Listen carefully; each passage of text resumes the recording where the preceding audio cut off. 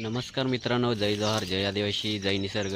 तर मित्रांनो, आज तुम्हाला मी निसर्गातील एक दुर्मिळ रानभाजी दाखवणार आहे, जी ग्रामीण भागामध्ये जास्त प्रमाणात खाल्ली जाते. तर दाखवतो तुम्हाला पुढे.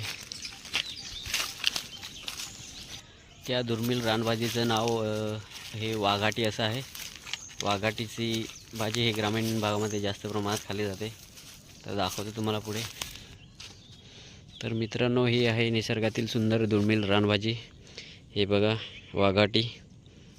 याला सुंदर फळेसुद्धा आलेत. याच फळांची भाजी केली जाते. हे बघा, वाघाटी गोविंद फळ किंवा व्याघ्र नक्की असे याला नाव आहेत.